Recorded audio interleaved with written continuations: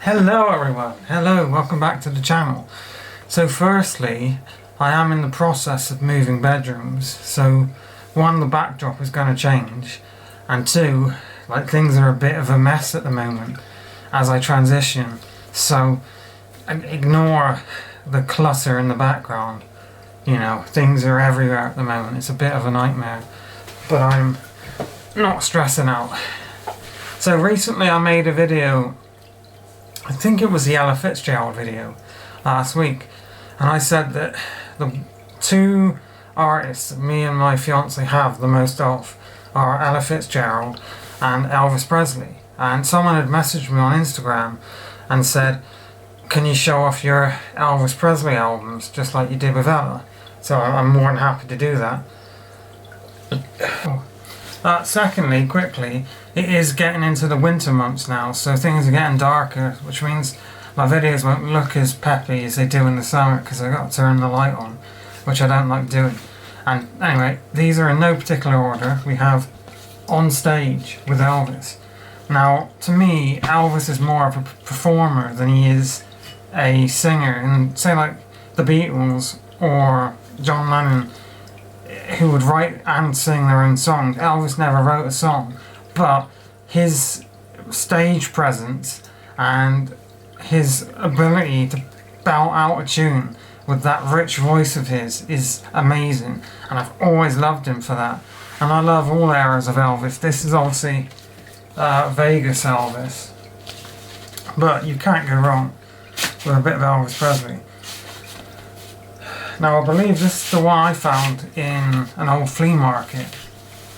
I didn't pay that much, but we have CC Rider, Release Me, Sweet Caroline, his cover of Sweet Caroline. I love it when he covers songs, and his cover of Sweet Caroline is brilliant. And another standout from this album is Yesterday. He covers Yesterday, and it sounds fantastic. His rendition of it is amazing, and it really stands out because Yesterday is the most covered song ever. So when you do a cover of Yesterday, you need to make it stand out in your own personal style, and I feel he does that. The next up we have, this is Movie Elvis with Potluck. I think this is from his movie days. So I like this album. I only picked this up recently actually. Kiss Me Quick, Just for Old Time's Sake, Stepping Out of Line. There's none of his big memorable songs on this one, but it is a good listen. Now, I'm going to massively generalise this, and I'm probably going to get it wrong, but I will try anyway. So Elvis got big in the 50s, the late 50s, I think like 56, 57, things like Blue Suede Shoes and Hound Dog are coming out.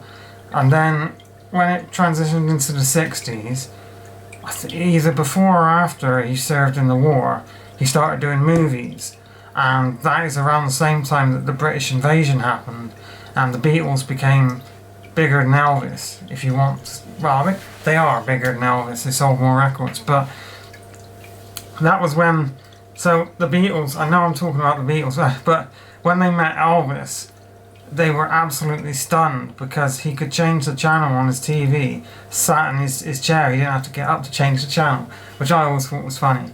But then you go through the 60s, and then the late 60s he had his comeback tour, or his comeback special, I think that's what it's called. I got one of these records references it, but that's when he wore all like the black leather and started being all cool again and tried to push away doing the movies. And then he obviously went to Vegas in the 70s and became Vegas Elvis, which is the one that everybody remembers, and the one that, like, there's a whole industry of people who dress up and act like Elvis in Vegas. So he obviously had a big lasting influence there. But I do like I like all his stuff. This is a really cheesy album cover. But yeah, I think this is from one of his films as well. His Hand in Mine, GI Blues, Elvis is Back, A Date Without... those are his records, ignore me. There's Always Me, Give Me Right, It's a Sin, Coming Home. I don't really know any of them, but it's a good listen. From the Jerry Wild from the Jerry Wild production, 20th Century Fox, Wild in the Country.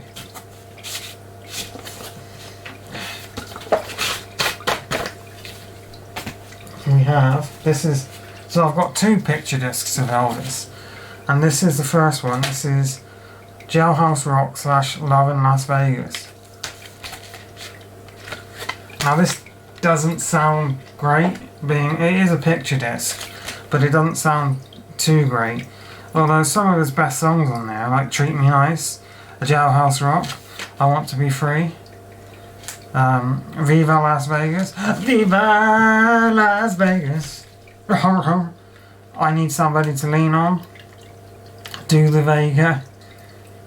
Yeah, and then the other one, you've probably seen him behind me in my videos. You got pictures of Elvis. Now that one sounds like crap. That's why it's on display, because I can't actually play it, because it does sound a bit shit. Now this, I believe, is his last album, and it's also an embarrassing point in the video for me, because when I reviewed this album on the channel a few years ago, I said the famous words that got me a lot of messages. I said that Elvis had only ever released 1 album in his lifetime.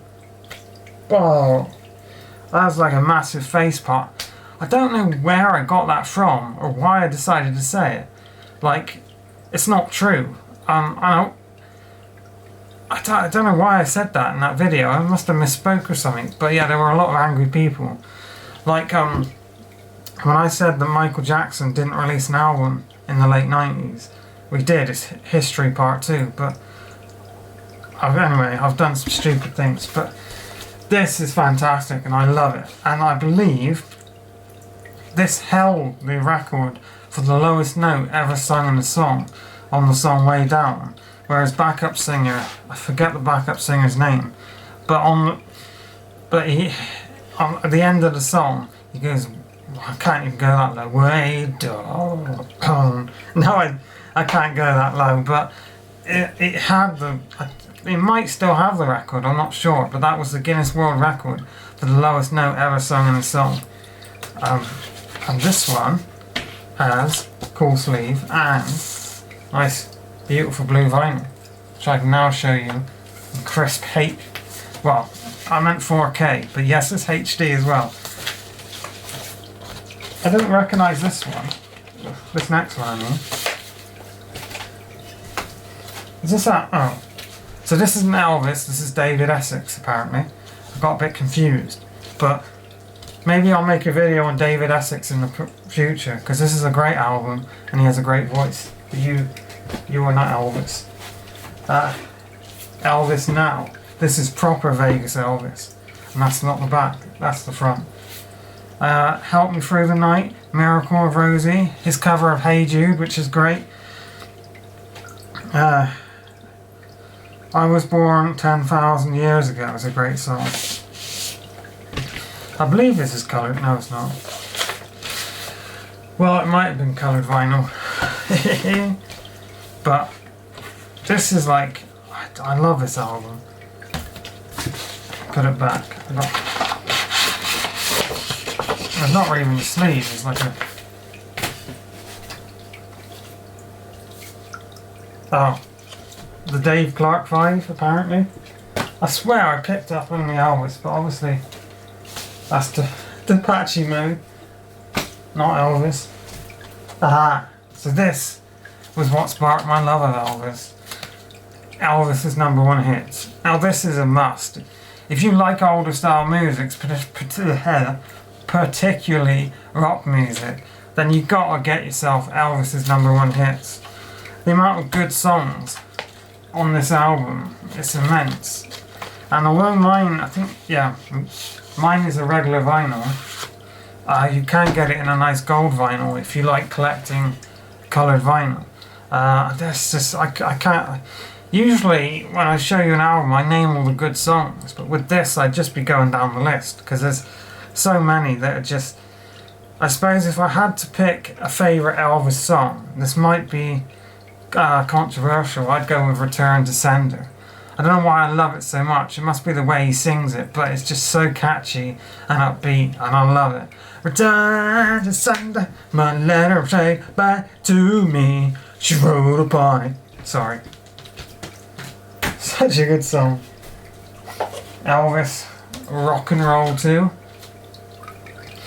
Rock and Roll 2 with Elvis Presley and the Jordanaires. I hope I'm pronouncing that right. Rip It Up, Love Me, So Glad You're Mine, Any Place Is Paradise. This is another classic on the RCA, the Victor label. I'm pretending like I know what I'm talking about. That one was naughty, that didn't want to go in. 50,000 Elvis fans, can't be wrong.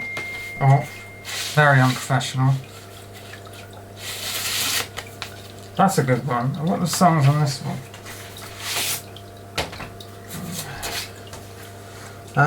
One Night with You. Big Hunk of Love. A Fool Such As I. It's a great album. Although it's not very long. I think this album's only like 25 minutes long, but back in the 60s that's what you'd have. Now this is one, let me mute my phone. This is one I've wanted to talk about for a while. This is Elvis Presley, Where No One Stands Alone. Now I believe this was released posthumously after he passed away by his daughter Lisa Marie Presley. I'm so proud of this album and tremendously grateful to the wonderful vocalists who came back to the studio to sing with my father once again. It has been a great honour to help bring some of these songs to life with new arrangements and new backing vocals. I hope you'll treasure them as much as I do. With love, Lisa Marie Presley. Now, it is gospel music, and to me that's fine because I'm Christian obviously, but some people might not like it, but I swear to you, this is the best sounding album I have on vinyl. In terms of like audio quality, I don't know what it is, but this sounds so clear and loud and crisp, and it's the best sounding album I have on vinyl. I think the production on that album must have been absolutely perfect. Because even on the new the different speaker, it just sounds... I can't explain it to you, but it just sounds better than even like some of my favourite albums aren't supposed to have like the perfect production. It's a stylistic choice, but this just sounds so much clearer and punchier. We're on the last one. We are on the last one. We have Elvis Is Back. So this, I believe, yeah, Monday, March 25th, 1958, Elvis entered the US Army. So this is when he came back from the army. And, I mean, it's alright. It's classic Elvis, but the song that stands out is Fever. His cover of Fever. Who sang it? It's beyond there, shouldn't it? No. I know the woman who originally sung Fever, but I can't think of her name. Anyway, that is a great track on this album, and it's probably the one I'd recommend most if you haven't heard it. You probably have. So anyway, that's my Elvis collection. Thanks for watching, and I'll see you again soon. Take care, everyone. Oh.